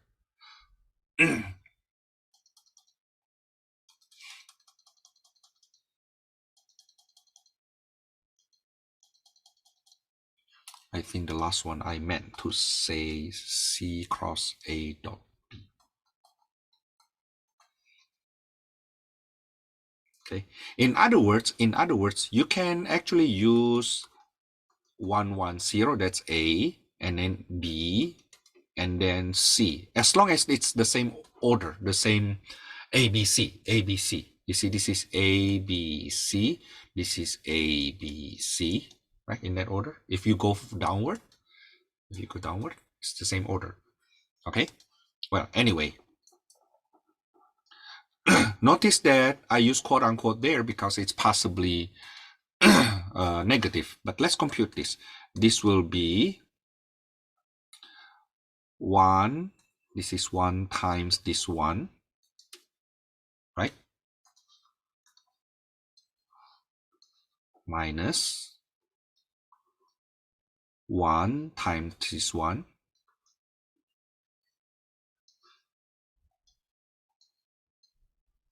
plus 1 times this one. Oh, so the volume equals to 1. Happens to be positive, and therefore the volume is positive 1. What happens if the determinant that we have end up to be negative? Let's say negative 5. Then the volume will be the absolute of that negative 5, which is positive 5.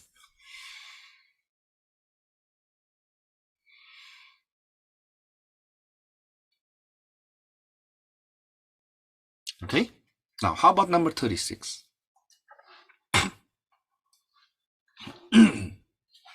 Number 36, we have PQRS. Find the volume of the parallelepiped. Well, let's construct the factors. Let's say factor A, B, factor PQ. Now all of a sudden you see the connection, right? The PQ, Q minus P, that's negative 4, 2, 4. Factor B will be Let me make it a bit smaller so that I can see in one screen. Factor B is PR R minus P, R minus P, minus P. And then factor C is PS, S minus P, S minus P, S minus P.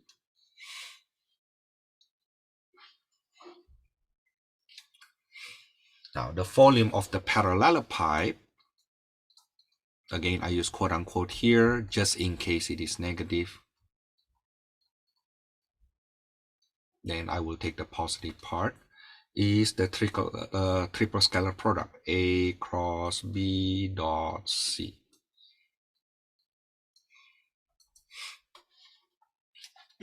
Which is negative 3, 4, 1. That's C in the first row, B in the second, A in the second row, and then B in the third row.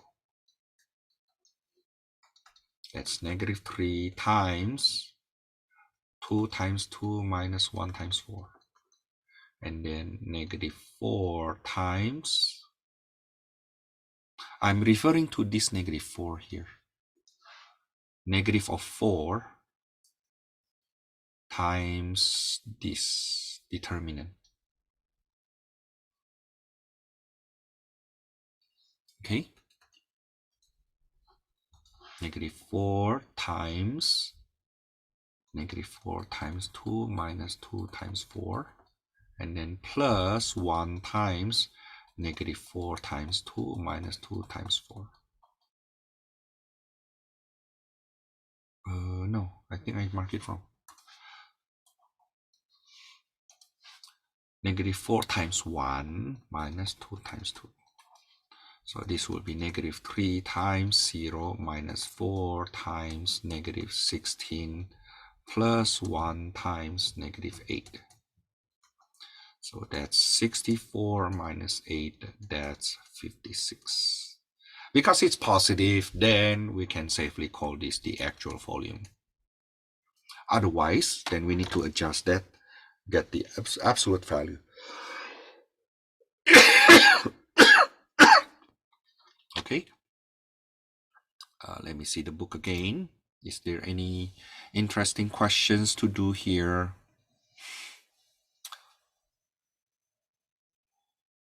Number 38. Let me screenshot that for you.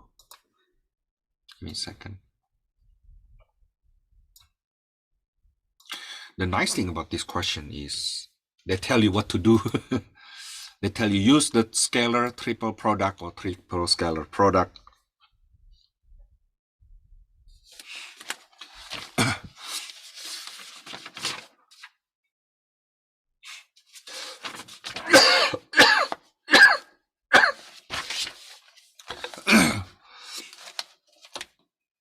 To determine whether the points lie in the same plane. Okay, in other words, R A B C D, R A B C D coplanar.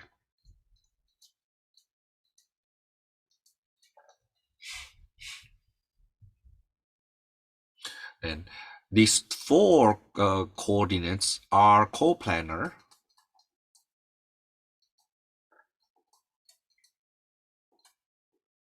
if and only if factor AB, factor AC, and factor AD are coplanar, right?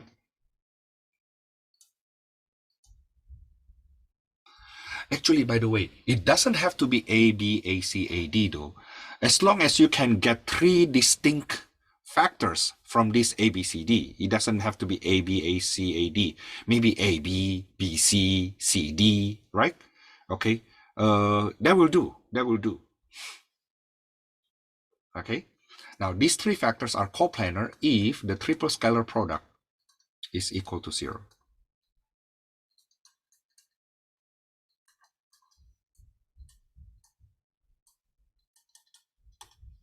Okay, that's what we will use.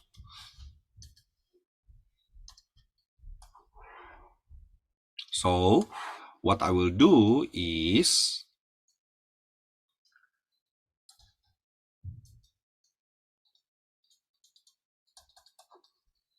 I will create the code, the factor source. Factor AB will be B minus A, B minus A, B minus A. The AC is C minus A, C minus A, C minus A. And then AD is D minus A, D minus A, D minus A. And then we do the triple scalar product.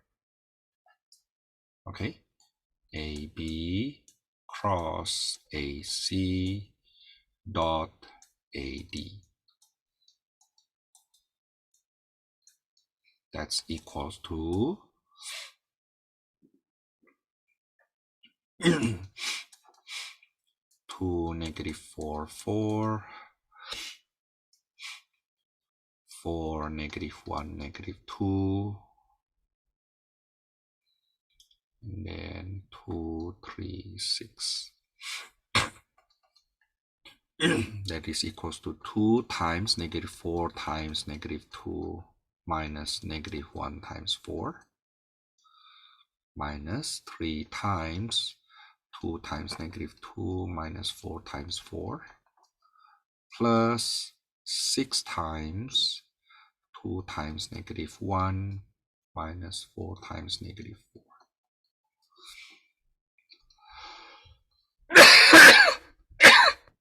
That is equal to 2 times 8 plus 4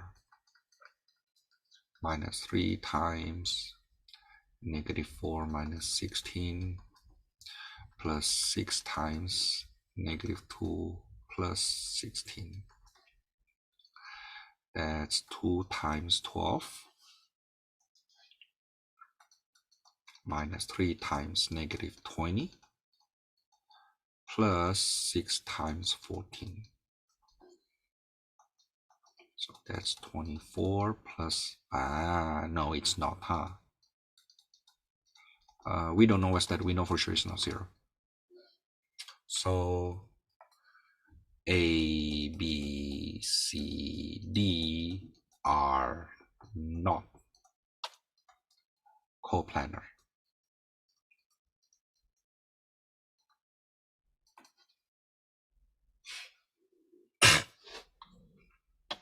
Okay, let's see more.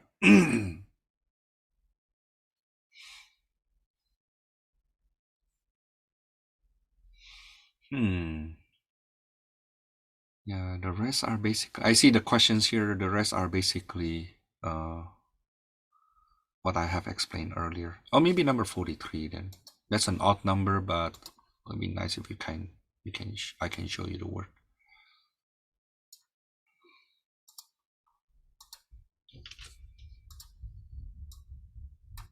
Number 43, A dot B equals to 3 and A cross B equals to 1, 2, 2. Find the angle between A and B. Huh? I don't know how to do this.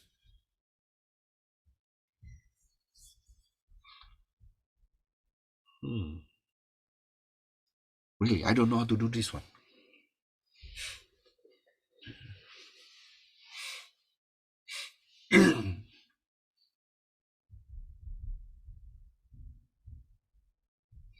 Let's see. So A dot B equals to square root of 3, but we know this is actually magnitude of A times magnitude of B cosine theta, huh? And then A cross B. Oh, I think I get the idea. See, sometimes we need to write it down to get it right. Is 1, 2, 2. The magnitude of A cross B is square root of 9, which is 3. But we also know that the magnitude of cross product equals to the product of the magnitudes times sine theta. Oh, okay. So we already get that, right?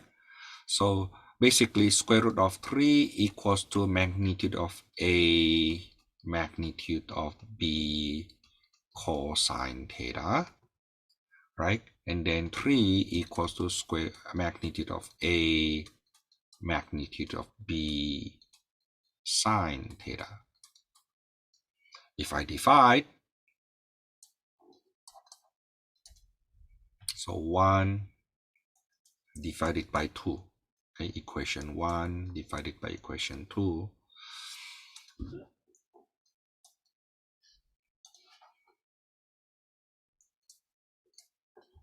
we get 3 over radical 3 equals to tangent theta, right? Radical 3 equals to tangent theta. So theta must be 60 degrees, pi over 3, right?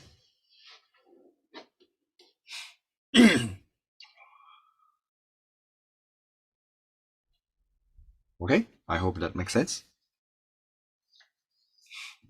Now that's for basically 12.4. Let's go a little bit. Let me give you suggested homework first.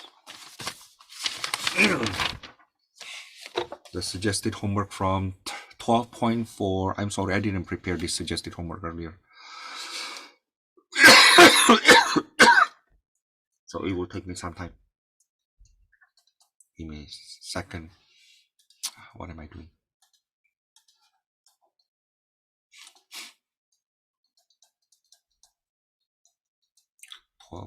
.4 suggested homework will be, I think we can do 1 to 7. You know what? To save my time, let me do this.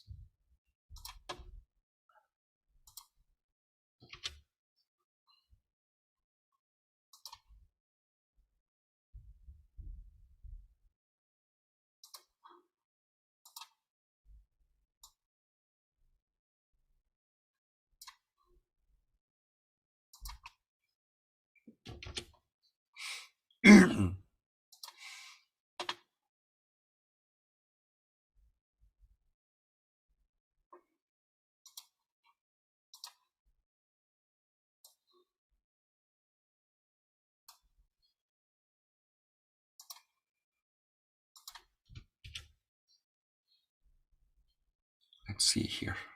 So you should be able to practice and do number 1 to number 7. And then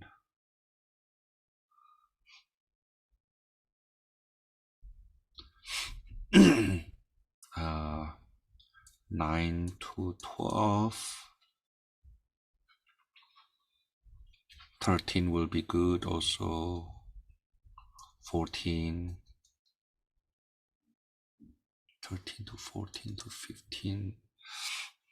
16, 17, 18, 19, 20, or 13 to 20. Okay, wait, let's not do improving. Number 27.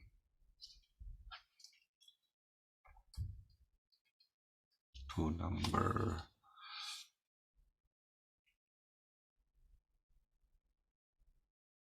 37.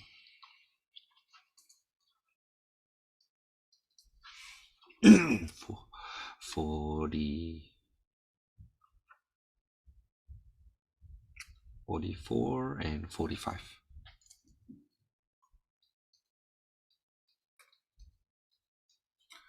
Should be good enough.